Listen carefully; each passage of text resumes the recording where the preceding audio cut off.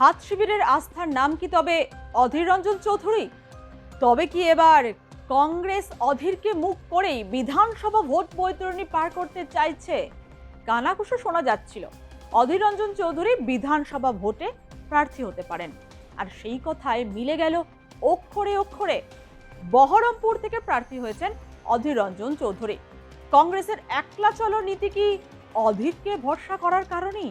একসময় কংগ্রেসের গড় বলা হতো মুর্শিদাবাদকে, কারণ সেই অধীর রঞ্জনে সাংসদ পদে হারার পর কিছুটা ব্যাকফুটে চলে গেলেও সংগঠন মজবুত করতে মাটি কামড়ে পড়েছিলেন তিনি। মুর্শিদাবাদ জেলায় যখন তৃণমূল বনাম বিজেপির লড়াই সংগঠিত হচ্ছে, আবার তাল কাটতে হুমায়ুন কবিরও যেখানে অবতীর্ণ, সেখানে অধীরই ভরসা হাত শিবিরের। কংগ্রেসের রবিনহুড কি পারবেন পুরনো জমি পুনরুদ্ধার করতে, কংগ্রেসকে লড়াইয়ে ফেরাতে?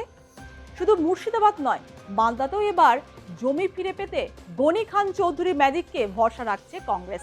2016 থেকে 2021 পর্যন্ত বিধায়ক থাকা বেশ কয়েকজনকে এই নির্বাচনে টিকিট দিয়েছে কংগ্রেস। কংগ্রেসের প্রথম দফায় প্রকাশিত প্রার্থী তালিকায় বিশেষভাবে নজর কাড়ে যে নাম, তা হলো অধীর রঞ্জন চৌধুরী। প্রায় ওয়ান ম্যান আর্মি হয়ে একটা সময় লড়েছেন এই অধীর রঞ্জন চৌধুরী। পরপর 5 বছর একই লোকসভা কেন্দ্র থেকে জয়ী হয়ে সংসদে গিয়েছেন তিনি। প্রায় 30 বছর পর প্রাক্তন প্রদেশ সভাপতি অধীর চৌধুরী ফের বিধানসভা নির্বাচনের ময়দানে সামিল হয়েছেন। 1996 সালে নবগ্রাম বিধানসভা কেন্দ্র থেকে প্রথমবার বিধায়ক নির্বাচিত হয়েছিলেন।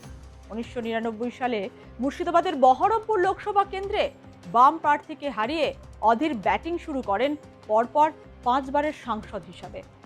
একটা সময় পশ্চিমবঙ্গ প্রদেশ কংগ্রেসের মুখ ছিলেন তিনি। অনেকের কাছেই তিনি পরিচিত ছিলেন বহরমপুরের রবিনহুড নামে।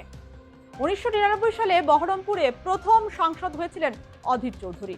সেইবার সাংসদ হওয়ার পর 2004 থেকে 2019 পর্যন্ত সেভাবে চ্যালেঞ্জের মুখেও পড়তে হয়নি তাকে। তবে অধীরকে প্রথম চ্যালেঞ্জের মুখোমুখি হতে হয় 2019 সালে। সেই সময়ে মুর্শিদাবাদে দুর্গ দখল করতে শুভেন্দু অধিকারীকে পাঠান তৃণমূল নেত্রী। একে একে তৃণমূলে যোগ দেওয়া শুরু করেন প্রদেশ কংগ্রেস সভাপতির ঘনিষ্ঠরা। এর ফলে 2019 সালের লোকসভায় নিজের জেলায় 2টি আসন হারান অধীর। তবে তৃণমূলের বিজয় রথ সেবার রুখে দিয়েছিল এই বহরমপুর।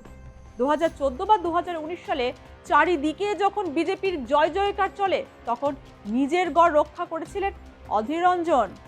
বহরমপুরের সেই রবিনহুডকে 2024-এর লোকসভা নির্বাচনে পরাজয়ের মুখ দেখতে হয় তৃণমূল কংগ্রেসের ভাইজান ইউসুফ পাঠানের কাছে। 25 বছর পর পরাজয়ের মুখ দেখেন অধীর রঞ্জন চৌধুরী। বহরমপুরে মোট 5,22,974টি ভোট পান ইউসুফ পাঠান। অন্যদিকে অধীর পান 4,37,646 ভোট। 85,328 ভোটে পরাজিত হন অধীর। এই পরাজয়ে অবাক হন অনেকেই, এমনকি রাজনৈতিক বিশেষজ্ঞরাও।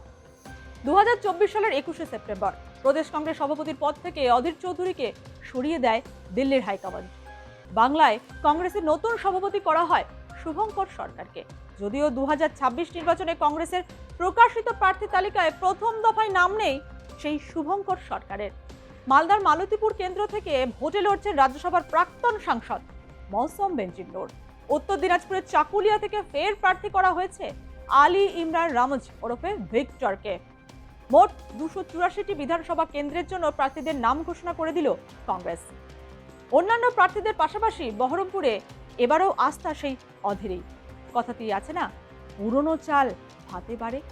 সেই প্রবাদ মাথায় রেখেই কংগ্রেস শিবির বহরমপুরে ভরসা রেখেছে সেই বহরমপুরের দাদা অধীরের ওপর। দীর্ঘ সময় বহরমপুর লোকসভা কেন্দ্র কংগ্রেসের দুর্গ হিসাবে পরিচিত ছিল। 2024 সালে তৃণমূল কংগ্রেস প্রথমবার এই আসনে জয়লাভ করে, যা কংগ্রেসের একচেটিয়া আধিপত্যে ফাটল ধরায়। যদিও আগের মতো দাপট নেই, তবুও স্থানীয় স্তরে কংগ্রেসের একটি নির্দিষ্ট ভোট ব্যাংক এখনো বিদ্যমান বহরমপুরে। নিজের চেনা গড়ের পিছে নেমে অধীর কি ফের ছক্কা হাঁকাবেন, নাকি শূন্য রানে ফিরে আসতে হবে খালি হাতে? তার উত্তর দেবে 26-এর ভোটের ফলাফল। সব মিলিয়ে প্রার্থী তালিকা প্রকাশের দেরি কংগ্রেসের জন্য একদিকে যেমন চ্যালেঞ্জ, তেমনি একটি কৌশলগত পদক্ষেপও হতে পারে। এখন দেখার এই সিদ্ধান্ত কতটা ফলপ্রসূ হয় এবং ভোটের ময়দানে কংগ্রেস কতটা প্রভাব ফেলতে পারে